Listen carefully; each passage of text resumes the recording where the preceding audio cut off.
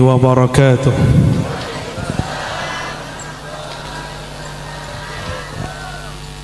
الحمد لله رب العالمين على كل حال وفي كل حال.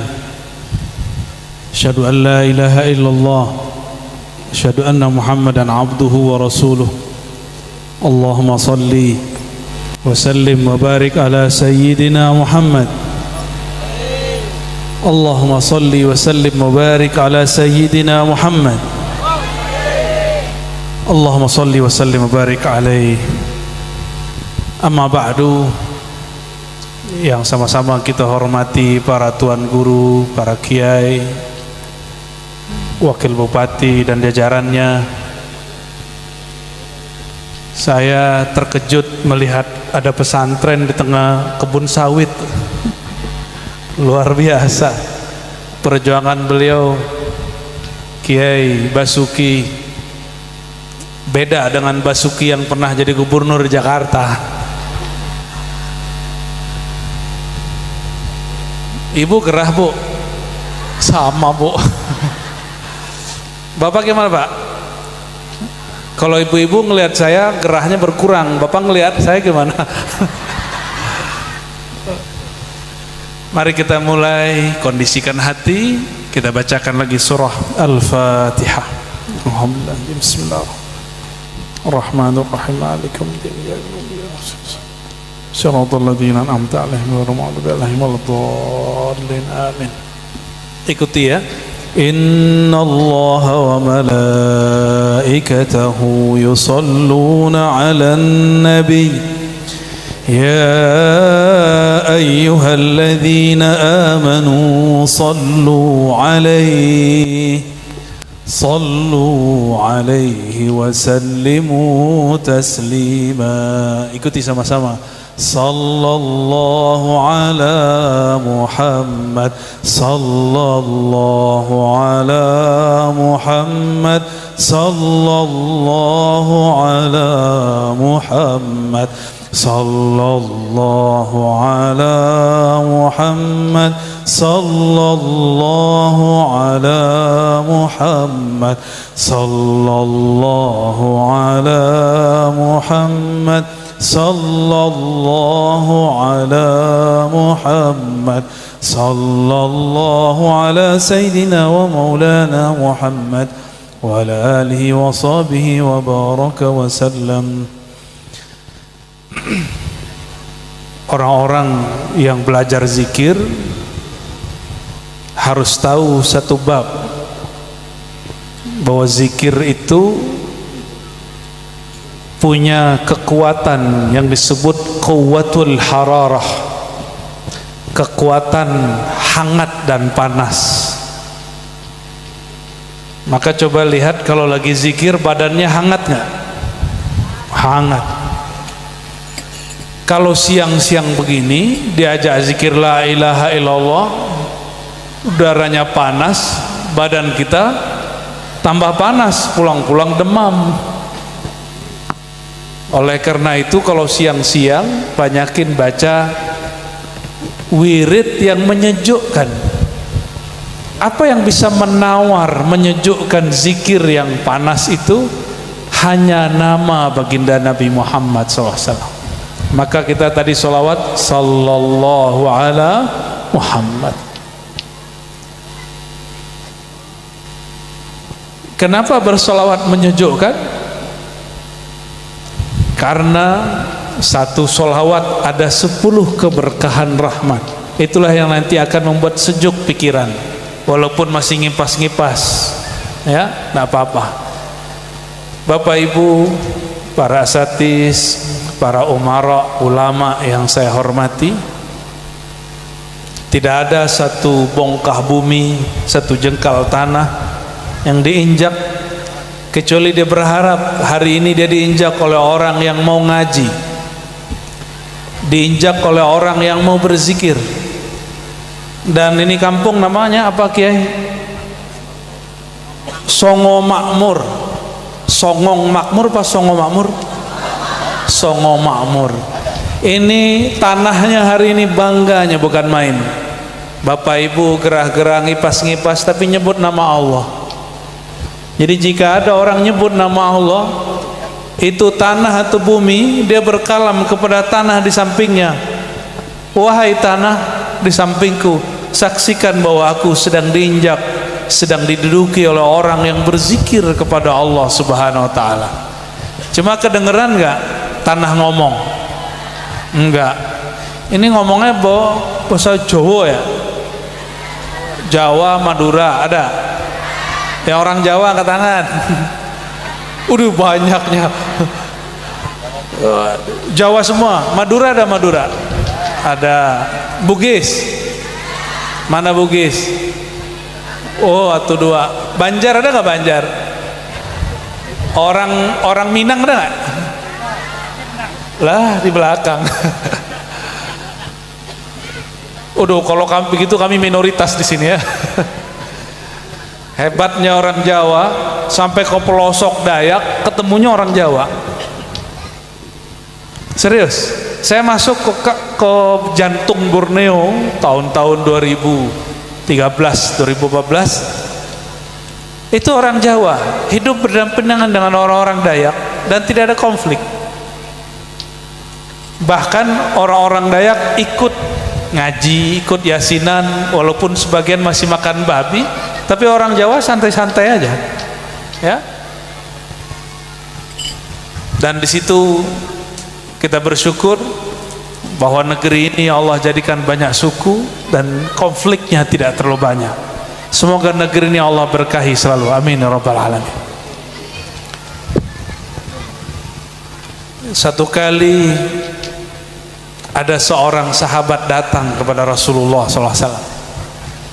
Apa kata sahabat ini? Ya Rasulullah, inna syara'il Islam qad kathurat alayya. Islam itu ajarannya terlalu banyak, pala saya pusing. Ustadz tuh teorinya banyak, gitu, kira-kira gitu. Ibu-ibu pusing nggak kalau kiai-kiai baca kitab?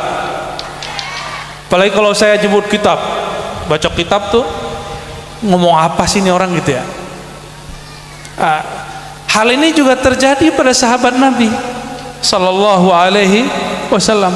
Apa kata mereka? Ya Rasulullah, ajaran engkau tuh terlalu banyak, IQ ku gak sanggup memahaminya. Ajarkan aku kalimat yang sangat mudah aku pahami dan mencakup semua. Apa kata baginda Rasulullah SAW? Katakanlah wahai sahabatku, kul amantu billah tsumma istaqim. Kalimatnya cuma satu aja. Coba kamu berkata amantu billah, aku percaya kepada Allah. Coba ikutin, amantu billah, aku percaya, yakin kepada Allah. Yakin nggak Allah ngasih rezeki? Adakah rezeki tertukar? Kalau jodoh tertukar katanya ada.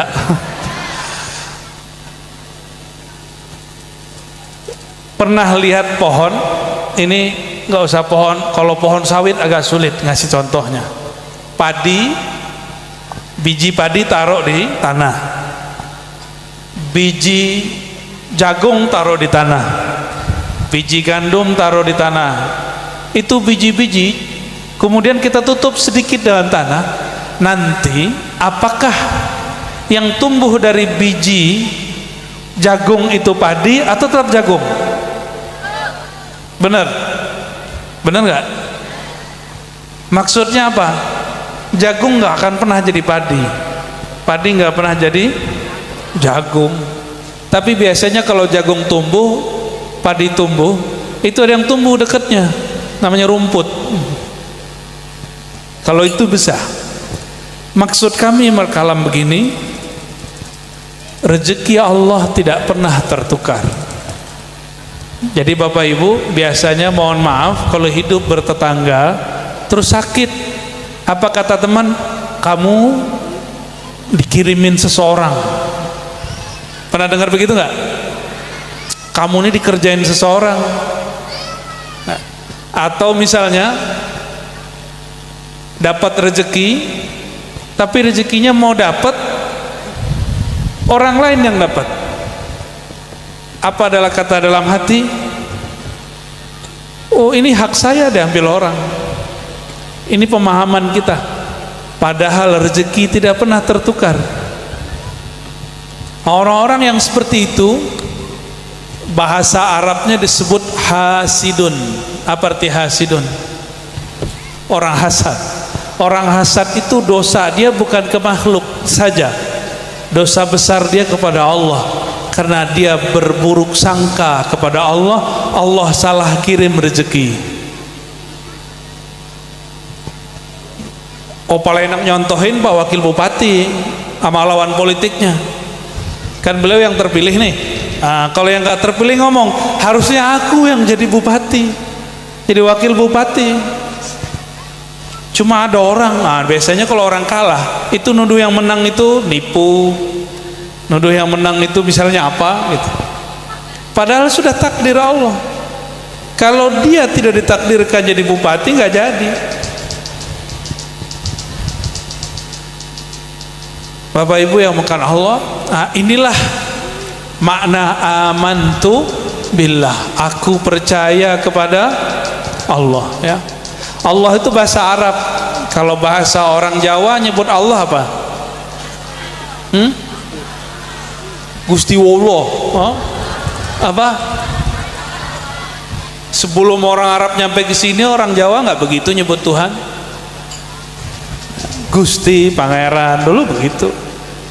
Gusti Pangeran itu bahasa Arabnya Maulana, Rabbuna, Ilahuna, itu artinya yang menguasai kami.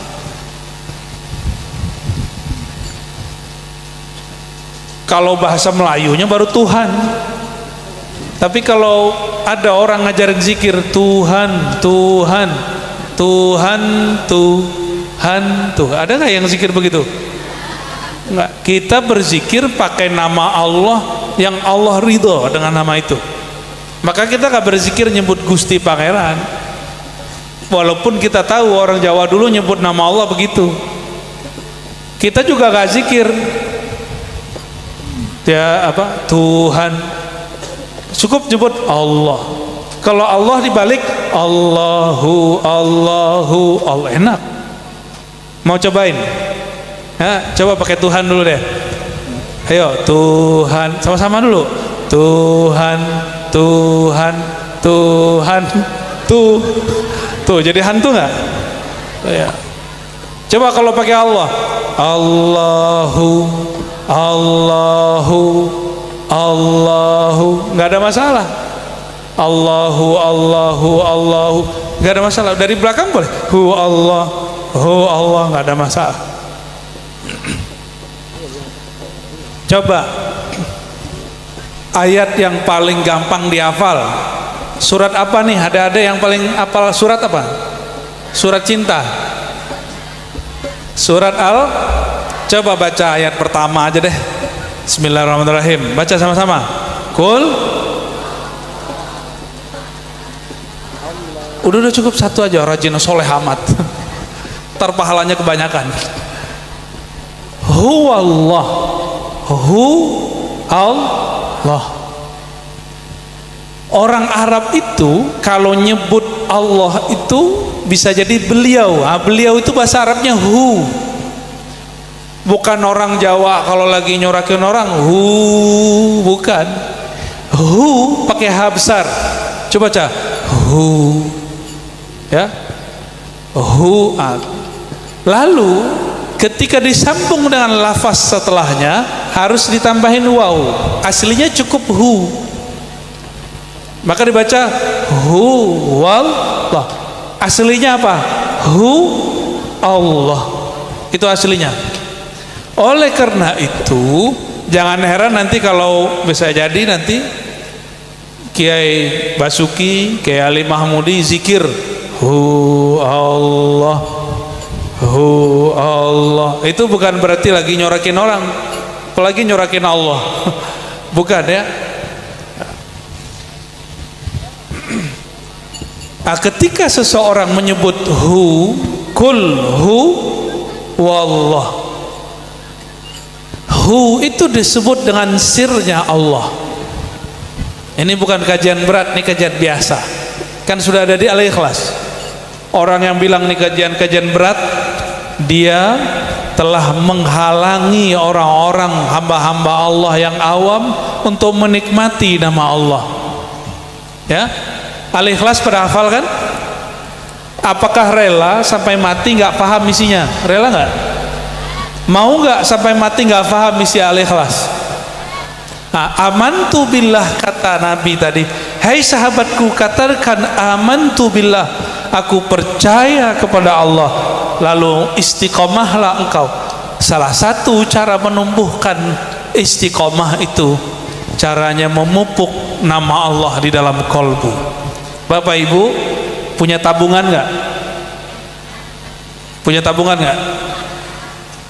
Kalau kita dompetnya penuh, hatinya senang nggak? Bener? Kayaknya wajahnya udah matre semua nih. Bapak-bapak perhatiin ibu-ibunya nih. Kalau duit kita lagi cukup, tabungannya banyak, seneng nggak? Seneng. Apa yang seneng? Pikiran, bukan hati. Pikiran aja yang seneng. Koruptor itu duitnya banyak, pikirannya seneng, hatinya tenang nggak? Hatinya nggak tenang. Yang lagi di sidang-sidang sekarang itu kan itu masalahnya.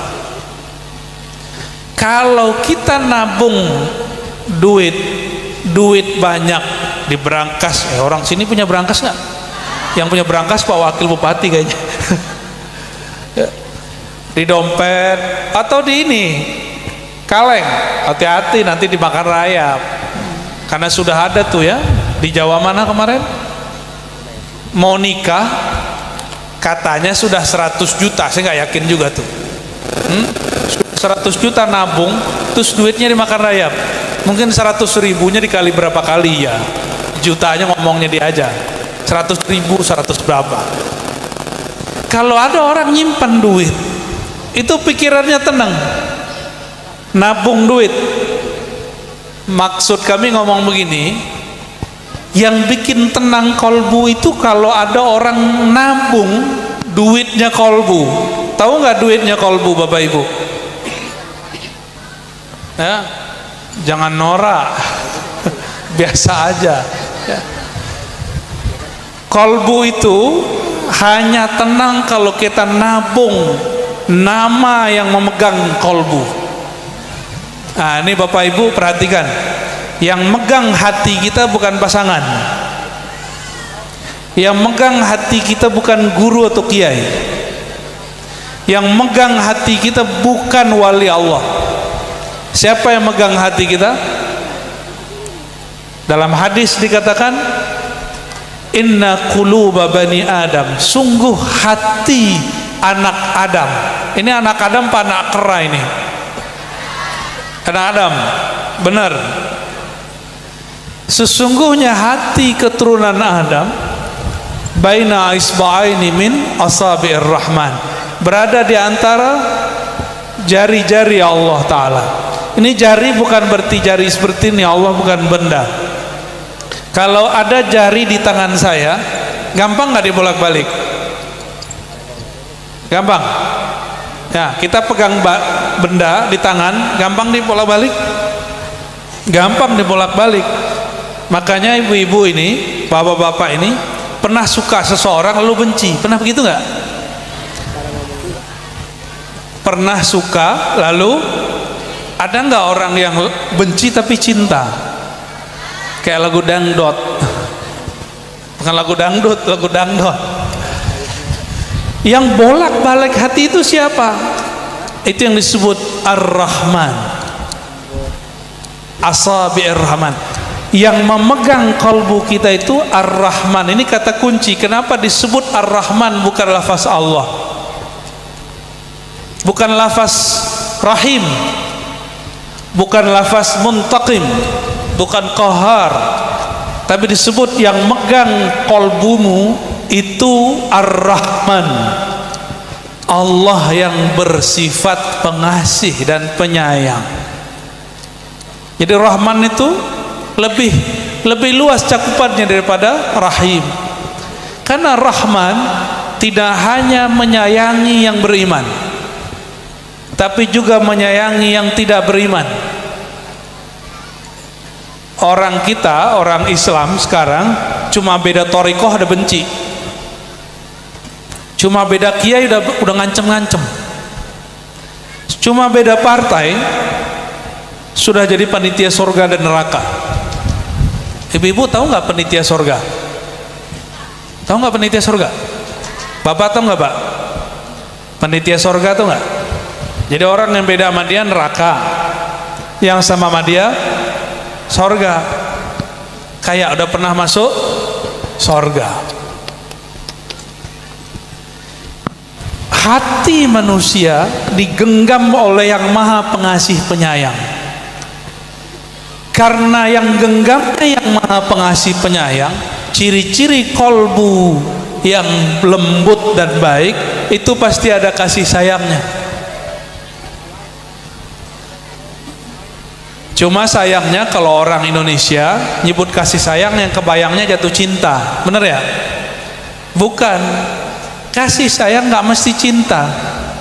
Kasih sayang itu kita memandang orang itu tidak ada kebencian. Ya, lihat sini Bu, lihat sini. Jangan lihat situ, nanti norak itu. Kelihatan khusus sekali dilihatin nama makhluk aneh itu ya. Itu nggak ada dulu di zaman Nabi, itu nggak ada, itu bid'ah itu. Bapak Ibu yang Allah. Kalau kita dulu ada kamera gini-gini ya, halo gitu ya, gitu dong, halo dong, halo, tuh kan norak kan. Allahumma sholli ala sayyidina Muhammad. Saya mau tanya, kalau kita punya orang yang kita senangi, lalu kita tahu dari teman dia nyebut-nyebut nama kita, dia kirim salam kepada kita, senang nggak? Dulu lagi sekolah, pernah sekolah nggak sih? Pas lagi sekolah, iseng-iseng duduk di meja orang yang kita target deh. Ternyata di kertasnya tertulis nama kita. Namanya apa? Dulu belum Kiai, masih Basuki. Gimana? Kiai Basuki seneng nggak tuh? Berbunga. Kenapa? Orang yang dia suka ternyata nulis nama dia di bukunya. Maksudnya paham nggak? Nggak mudeng ya? Allah itu seneng kalau lihat lembaran kolbu ke hati hambanya, ternyata di kolbunya ada nama Allah. Itu Allah seneng. Oleh karena itu kami sangat menganjurkan Bapak Ibu hadiri majelis zikir selalu dengan beliau, ya, Kiai Basuki, Kiai Ali Mahmudi, supaya apa? Di kolbu ada nama Allah. Dan kabar gembiranya, Allah nggak pernah ngelihat jenis jilbab Bapak Ibu, jenis bedak. Ibu bedaknya apa Bu? Pipa Bu. Nomor berapa Bu? Tuh masih pakai nomor.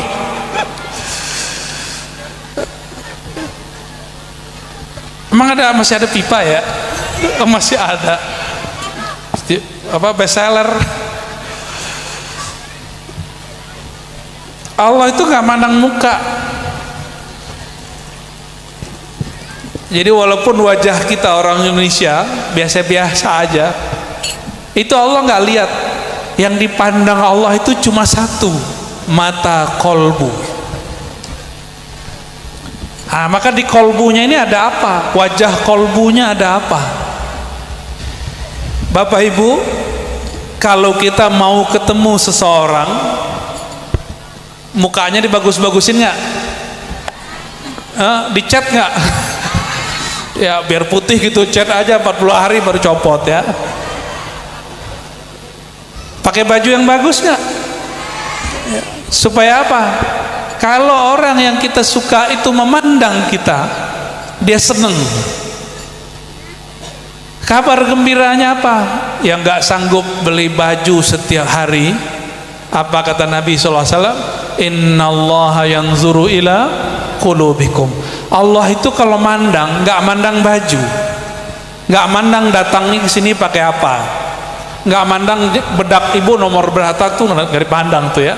Apa yang dipandang? Wajah kolbumu.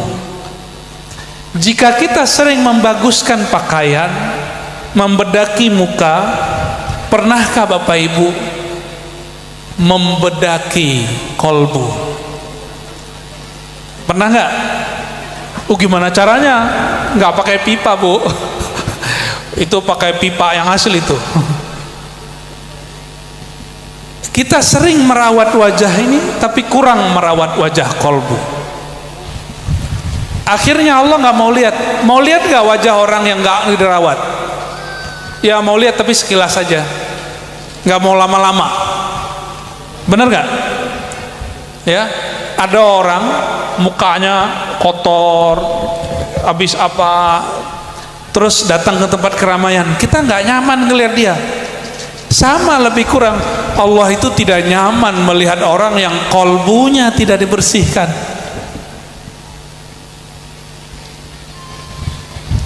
Lalu bagaimana cara membersihkan kolbu? Nah, kolbu itu jerawatnya apa, Bu? Kalau kolbu punya jerawat,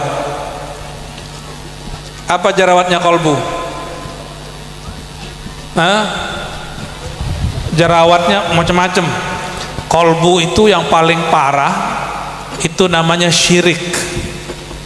Ini hati-hati, ternyata syirik tidak hanya di zaman dahulu, sampai sekarang. Jangankan di Indonesia, di Jepang, Bapak Ibu tahu Jepang? Orang Jepang itu hobi beli jimat. Padahal kita kalau beli Innova, beli apa? Beli motor tuh. Motor apa itu? Motor Honda. Orang sini nyebut motor Honda semua ya? Oh sama kita berarti. Itu motor canggihnya mereka buat. Tapi orang Jepang kalau untuk masalah mistis itu suka pakai apa? Suka pakai jimat.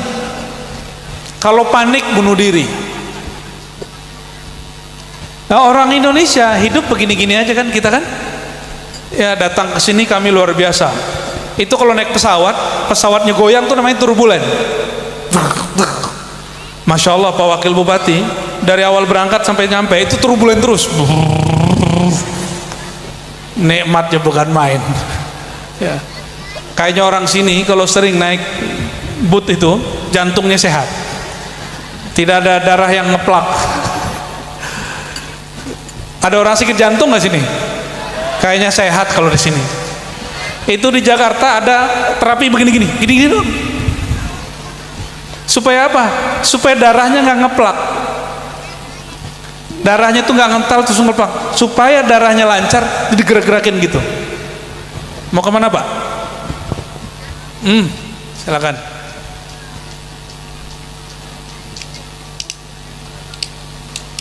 Ketika kolbu tidak dirawat, baju tubuh kita nih kalau nggak mandi sehari gimana baunya? Asem, asem ya. Tubuh Bapak Ibu nggak mandi asem. Kalau kolbu nggak mandi, kira-kira asemnya gimana? Mukanya jadi asem. Jadi kalau ada orang yang suka bermuka asem, itu kolbunya kurang mandi. Kolbunya nggak seger. Paham ya?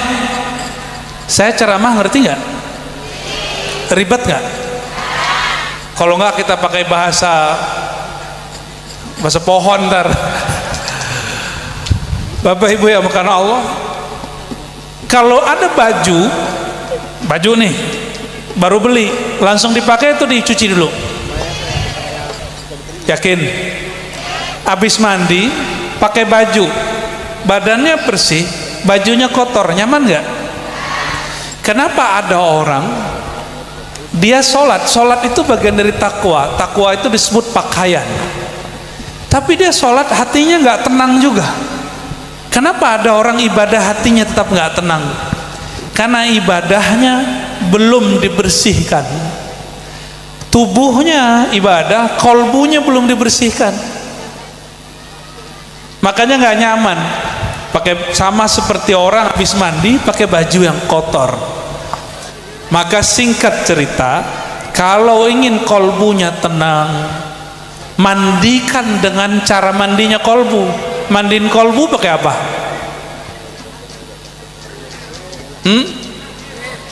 Kalau zikir makanan kolbu, Pak. Ini makan nih, Bapak makan. Orang sini yang paling enak masakannya apa? Rendang, pindang. Bapak makan pindang, tapi ada lalar situ, mau makan nggak? Gelasnya bersih, airnya bersih, bisa minum? Airnya bersih, gelarnya kotor, gelasnya kotor, mau minum nggak? Kenapa ada orang zikir nggak masuk-masuk? Dia zikir sebelum kolbunya dimandikan, dia zikir sebelum kolbunya dibersihkan. Itu. Jadi cara bersihin kolbu pakai zikir atau pakai apa? Nah, itu dia. Istighfar. Gimana caranya? Istighfar gitu ya. Istighfar gitu. Gimana cara istighfar? Ya, bagus, tapi itu bahasa Arab. Istighfar itu sesuaikan dengan bahasa kita. Lidah baca istighfar, tapi di hati bacanya pakai bahasa kita, bahasa orang Jawa, bahasa orang apa tadi? Orang Madura tadi. Pakai bahasa orang Jawa gimana? Ampunkan hamba yang Allah, gimana bahasa Jawanya? Ribet ya, aduh bahasa Indonesia aja lah. Jadi cara membersihkan kolbu itu, pertama kita lihat dulu kotorannya apa. Apa kotorannya? Kotoran kolbu, contohnya tadi syirik, bukan sirik. Kalau syirik kata orang Jakarta itu iri. Syirik itu meyakini ada kekuatan selain kekuatan Allah Ta'ala. Ada lagi yang kedua, riya. Riya itu syirik khafi, beramal ingin dilihat orang. Ini ujian politisi sebenarnya, Pak Wakil Bupati, ya. Beramal kalau dulu sebelum naik namanya pencitraan. Ya, pencitraan itu ada yang boleh, ada nggak boleh. Ya.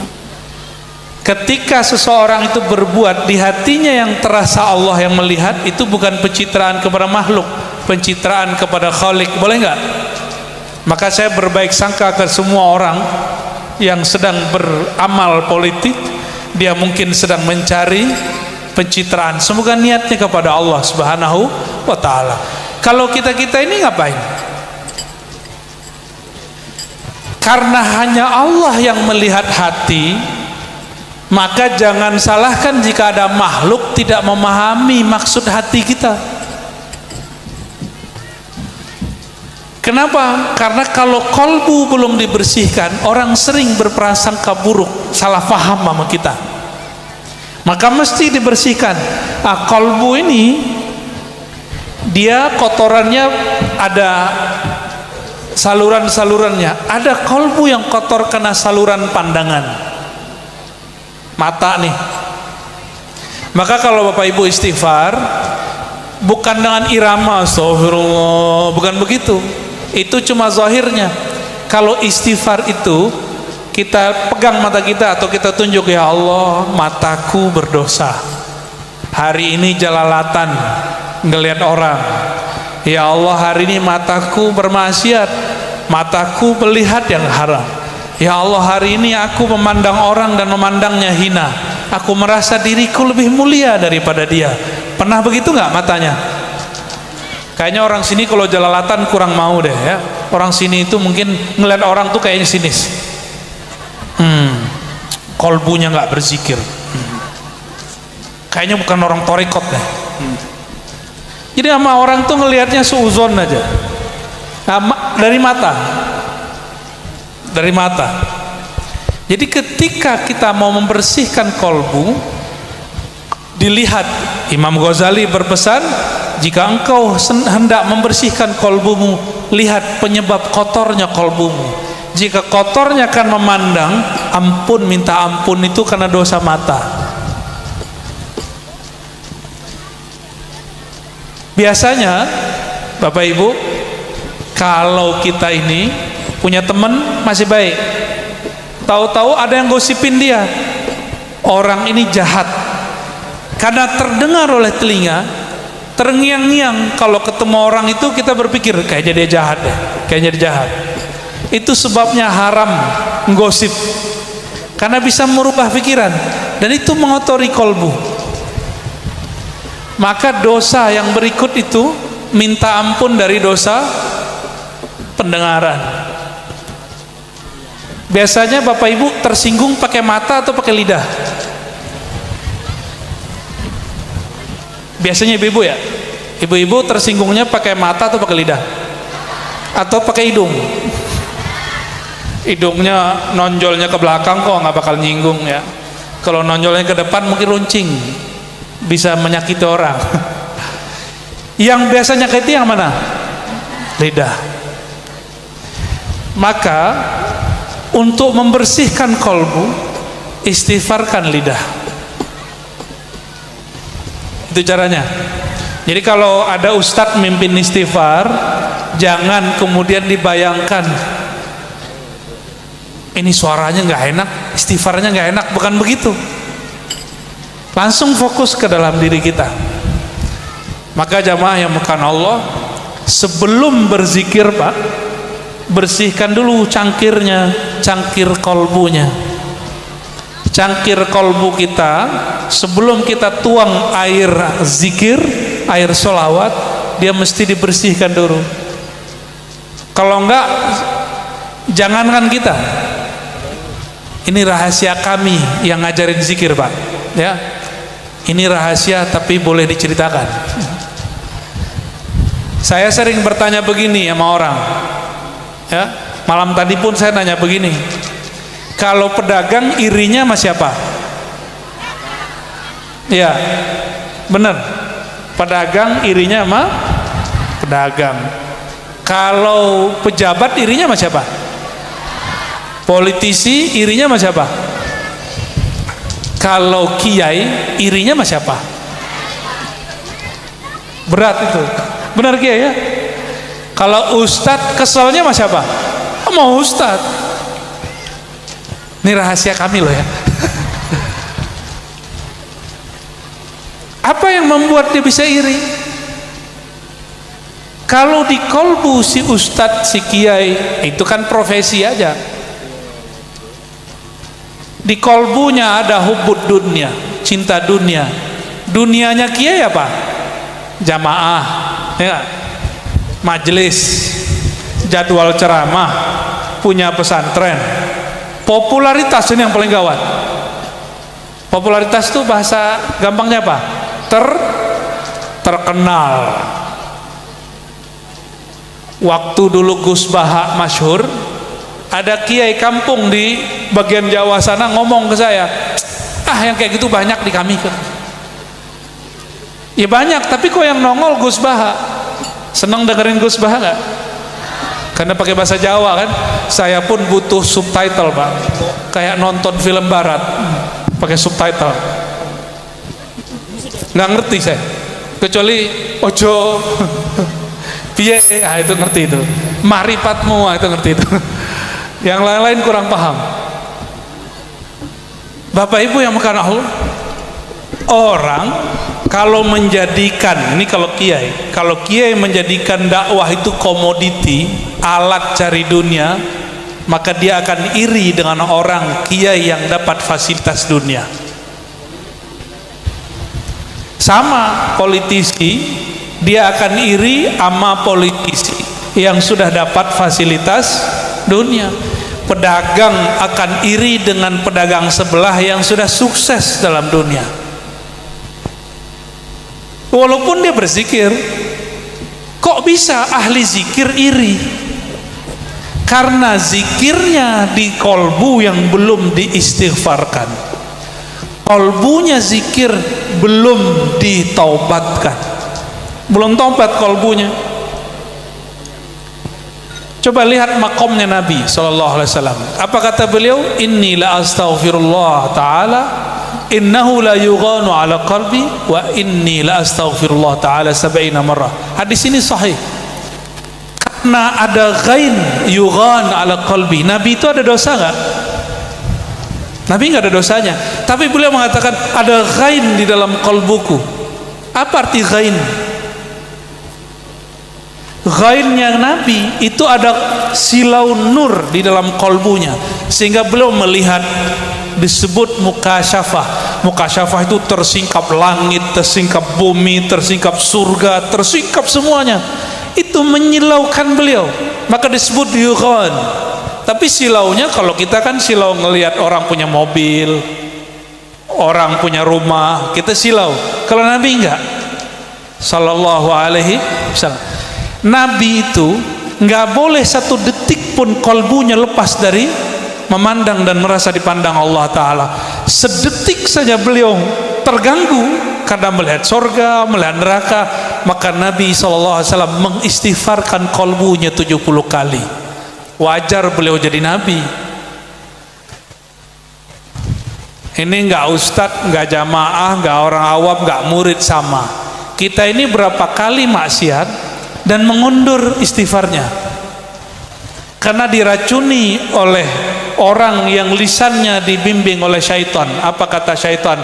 Kamu nanti aja istighfarnya, jangan istighfar tobat sambalado. Itu hati-hati, jangan-jangan yang ngomong iblis itu, karena iblis itu ngomong nanti aja, nanti aja, nanti aja. Kalau Nabi enggak, maksiat satu langsung istighfar. Nanti ngulangin lagi, itu urusan nanti, itu takdir masa depan, nggak usah kita pikirin. Ada yang jamin pulang dari sini masih hidup? Bener, kayak udah siap mati aja. Ada yang jamin besok masih hidup? Berarti kalau maksiat hari ini ditunda besok nggak? Nunggu tua nggak? Ini pengalaman saya ngajar zikir Bapak Ibu. Satu kali salah satu syekh di tempat saya, umurnya sudah di atas 80, ngajar dari masa muda. Murid-muridnya, jadi beliau umur 80, muridnya umur 70-an. Apa kata tuan guru ini? Ayo kita belajar zikir sama Buya Arazi gitu. Lalu apa yang lucu? Orang murid-muridnya ini sudah tua. Umur berapa tadi muridnya? 70-an.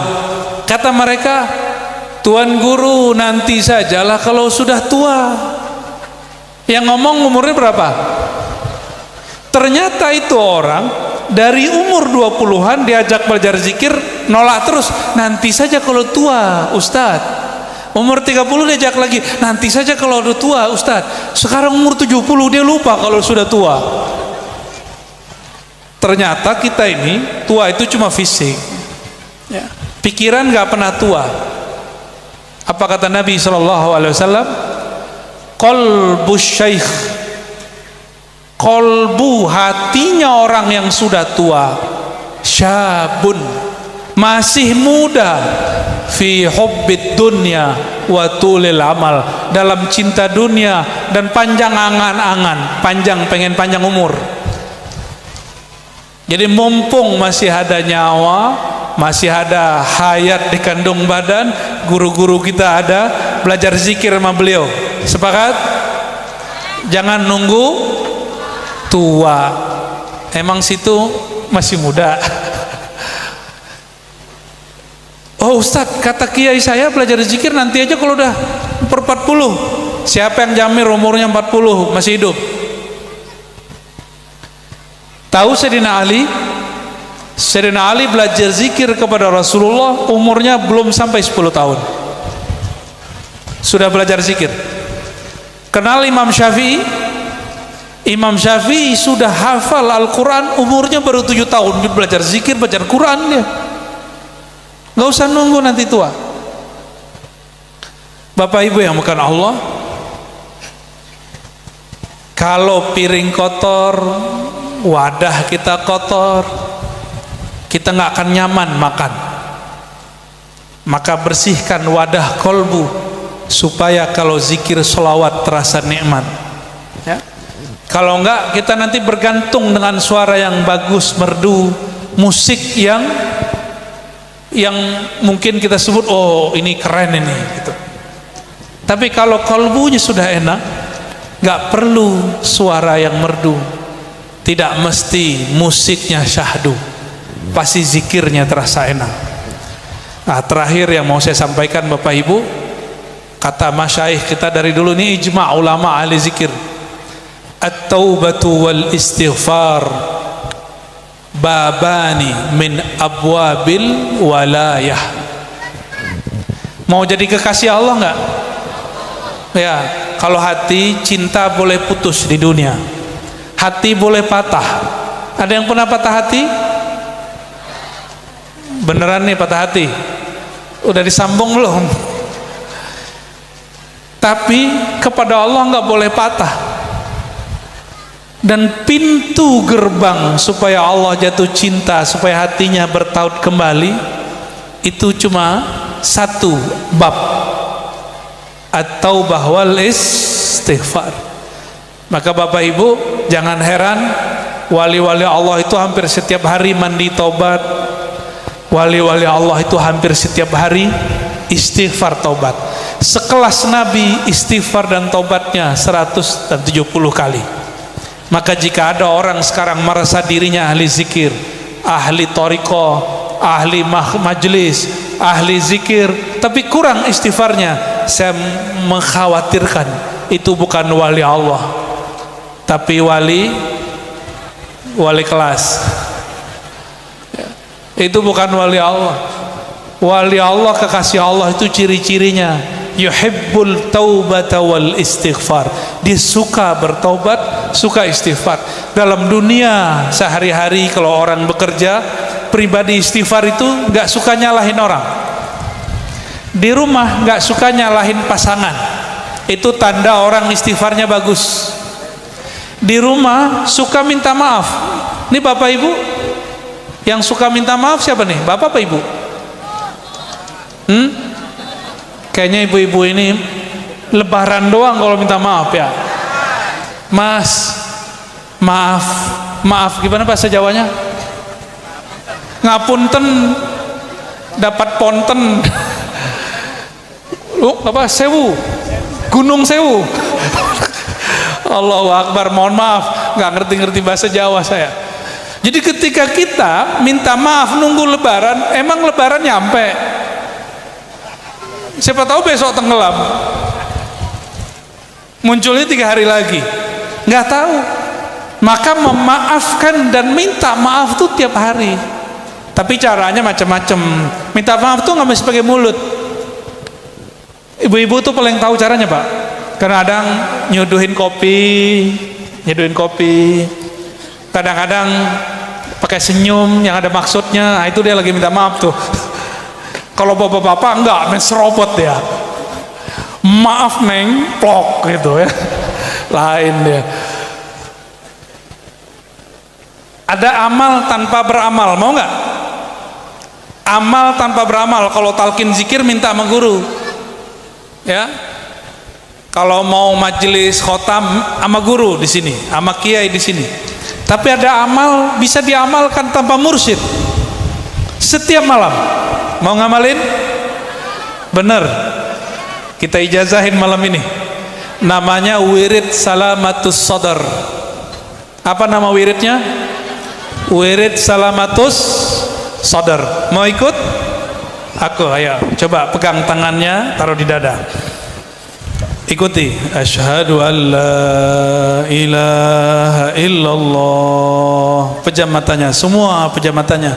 Asyhadu an la ilaha illallah wa asyhadu anna Muhammadar Rasulullah. Yuk sama-sama berjamaah. Asyhadu an la ilaha illallah wa asyhadu anna Muhammadar Rasulullah. Ikuti ya Allah. Aku bersaksi, aku adalah hamba-Mu. Aku bersaksi, aku adalah umat Nabi Muhammad sallallahu alaihi wasallam. Al-Fatihah. Ya Nusain. Terus baca ya Allah. Lagi sama-sama ya Allah. Yang keras ya Allah. Ya Allah. Ya Allah. Cukup 3 sampai 7 kali, lalu kalamkan di hati ya Allah. Jika ada penyakit dalam hatiku, jika ada syirik, jika ada iri dengki, jika ada sombong, jika ada kebencian di dalam hatiku, maka cabutlah dengan kebesaran nama-Mu ya Allah. Bisa diulang ya Allah. Apabila di dalam hatiku ada kesombongan, ada syirik, ada iri dengki, ada kebencian, maka cabutlah ya Allah. Al-Fatihah. Bismillah. Iyyaka na'budu wa iyyaka nasta'in. Shiratal ladzina an'amta 'alaihim ghairil maghdubi 'alaihim waladdallin.